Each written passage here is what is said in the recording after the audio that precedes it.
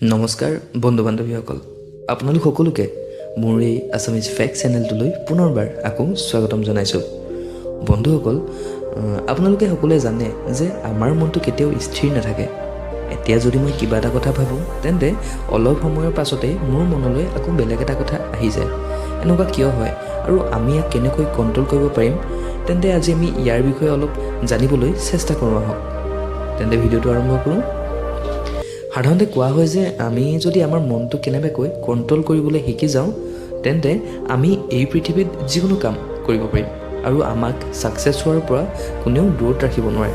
কিন্তু আমাৰ ক্ষেত্ৰত এনেকুৱা হয় যে আমি যিমানে আমাৰ মনটোক কণ্ট্ৰল কৰিব বিচাৰোঁ, ই সিমানেই অস্থিৰ হ'ব ধৰে।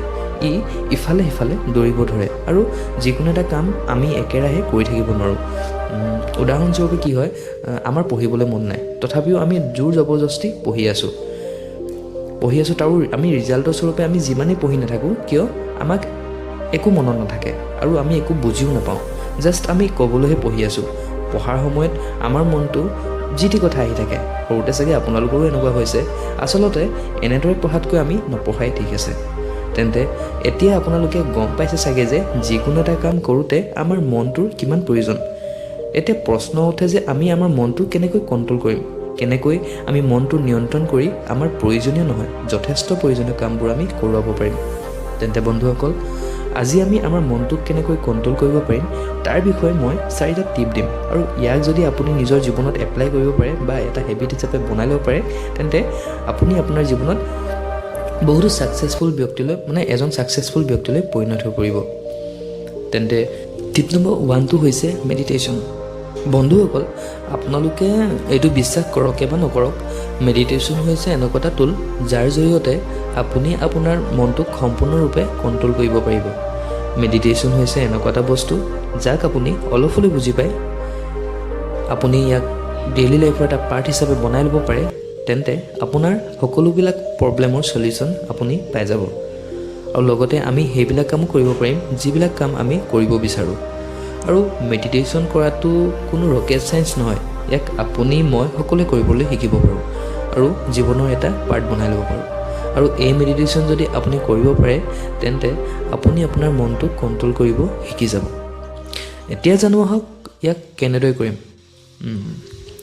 তেন্তে এটা কাম কৰিব, আপুনি সদায় ৰাতিপুৱা শুই উঠাৰ পাছত আপোনাৰ যিমানবিলাক প্ৰয়োজনীয় কাম, সেই প্ৰয়োজনীয় কামবিলাক কৰাৰ পাছত আপুনি ঘৰতে বা ঘৰৰ বাহিৰতে এডোখৰ শান্ত ঠাইত ফুল ৰিলেক্স হৈ পিনে বহিব। বহাৰ পিছত আপোনাৰ চকু দুটা লাহেকৈ মুদি পিনে আপোনাৰ যোনটো উশাহ, সেই উশাহটোৰ ওপৰত ধ্যান দিব। মানে ধৰি লওক মই উশাহটো নাকেদি লৈছোঁ, নাকেদি গৈ এনেকৈ ডিঙিয়েদি গৈ বুকুলৈ গৈছে, বুকুৰ পৰা আকৌ লাহেকৈ সেই উশাহটো নাকেদি ওলাই গৈছে। এইটোৰ ওপৰত আপুনি অনুভৱ কৰক বা ধ্যান কৰক। প্ৰথম দিনা আপুনি 5 মিনিট কৰক, তাৰপিছত 5 মিনিট, 10 মিনিট তেনেকৈ আপুনি সদায় কৰিবলৈ ষ্টাৰ্ট কৰক। আৰু এনেদৰে যদি আপুনি সদায় ৰেগুলাৰ কৰে, আপুনি দেখিব যে আপোনাৰ জীৱনত বহুতো পৰিৱৰ্তন আহিব ধৰিব লাহে লাহে। মানে ধৰি লওক আপোনাৰ লাহে লাহে আপোনাৰ মনটোত যিমানবিলাক টেনশ্যন আছে, সেই টেনশ্যনবিলাক আপুনি ফ্ৰী হ'ব। আৰু আপুনি দিনটোত কৰিবলগীয়া কামবিলাকত আপুনি আগতে যিমান উৎসাহিত হৈ আছিলে সেই কামবিলাক কৰিবলৈ, এই মেডিটেশ্যন কৰাৰ পিছত আপুনি সেই কামবিলাক কৰিবলৈ দুগুণ উৎসাহিত হৈ থাকিব। আৰু যদি এটা কথা, আপুনি যদি ভাবে যে মই এই উশাহটোৰ ওপৰত ধ্যান নিদি মই বেলেগ এটা বস্তুৰ ওপৰতো ধ্যান দিওঁ, তেন্তে আপুনি মেডিটেশ্যন মিউজিকো লগাই ল'ব পাৰে হেডফোনত। আজিকালিতো ইউটিউবত আপোনাৰ বহুতো ধুনীয়া বা ভাল মেডিটেশ্যন মিউজিকো পোৱা যায়। এনেকুৱা এটা মিউজিক আপুনি লগাই পিনে আপুনি মেডিটেশ্যন কৰিব পাৰে। হ'ব বাৰু দিয়ক, মই এটা ভাল মেডিটেশ্যন মিউজিক আপোনালোকৰ ভিডিঅ'টো ডেছক্ৰিপশ্যনত লিংকটো দি দিম, তাতে ক্লিক কৰি পিনে আপুনি মেডিটেশ্যন মিউজিকটো শুনিব পাৰে। মই কি কৰি আছিলোঁ, এই মেডিটেশ্যন যদি আপুনি সদায় কৰে বা আপোনাৰ জীৱনৰ এটা হেবিট হিচাপে বনাই ল'ব পাৰে, তেন্তে আপোনাৰ দৃষ্টিত আমাৰ এই পৃথিৱীখন বহুতো সুন্দৰ হৈ পৰিব আৰু আপুনি আমাৰ ইউনিভাৰ্ছৰ লগত কানেক্ট হৈ পৰিব। আৰু লগতে আপুনি আপোনাৰ মনটোক কণ্ট্ৰল কৰিব পাৰিব আৰু আপুনি বিচৰা মতে আপোনাৰ প্ৰয়োজনীয় সকলো কাম আপুনি অতি সুন্দৰভাৱে কৰিব পাৰিব। টিপ নম্বৰ 2টো হৈছে আপুনি আপোনাৰ কৰিব বিচৰা কামটো এৰি নিদিব। আমাৰ ক্ষেত্ৰত সাধাৰণতে এনেকুৱা হয় যে আমাৰ যদি যিকোনো এটা কাম কৰি ভাল নালাগে, তেন্তে আমি সেই কামটো কৰিবলৈ এৰি দিওঁ বা আমাৰ কৰি আমনি লাগে বা আমি অলপ দিনৰ পিছতে আকৌ নতুন এটা কাম কৰিবলৈ লওঁ। উদাহৰণস্বৰূপে আমি যদি এতিয়া পঢ়িবলৈ লওঁ তেন্তে আমি পঢ়া অলপ সময়ৰ পাছতে পঢ়া এৰি পিনে মোবাইলটো অন কৰি ইউটিউব বা ফেচবুকত আমি বিজি হৈ পৰোঁ আৰু আমাৰ মানে এনেকুৱা কৰিলে কি হ'ব আমাৰ পঢ়িবলৈ লোৱা সময়খিনি সম্পূৰ্ণৰূপে পাৰ হৈ যায় আৰু আমাৰ পুনৰ পঢ়িবলৈ মন নাযায় আমি এনেকুৱা কৰিবলৈ এৰিব লাগিব এনেদৰে কৰিলে আমাৰ পঢ়াৰ প্ৰতি বা কৰিবলৈ লোৱা কামটোৰ প্ৰতি ধ্যান আঁতৰি যায় আৰু পুনৰ সেই ধ্যান পঢ়াৰ প্ৰতি আমি দিব নোৱাৰোঁ এই সিচুৱেশ্যনত আমি এনেকুৱা কৰিব লাগিব যে যি কামে আমি নকৰোঁ কিয় সেই কামটো সম্পূৰ্ণ নোহোৱালৈকে লাগিলে যি হওক নহওক আমি সেই কামটো এৰি দিব নালাগে মনটো আঁতৰি গ'লেও মনটোক জোৰ জবৰদস্তি টানি আনি সেই কামটো কৰাব লাগিব ইয়াক আপুনি এটা চেলেঞ্জ হিচাপে লৈ ল'ব পাৰে যে মই আৰম্ভ কৰা কামটো আজি খতম কৰিহে এৰিম আপুনি যদি এনেকৈ আপোনাৰ জীৱনৰ প্ৰত্যেকটো কাম কৰিবলৈ লয় তেন্তে আপুনি আপোনাৰ জীৱনত বহুতো পৰিৱৰ্তন আহিব ধৰিব বা দেখিব আপুনি পৰিৱৰ্তন আৰু আপোনাৰ জীৱনটো লাহে লাহে সলনি হ'ব ধৰিব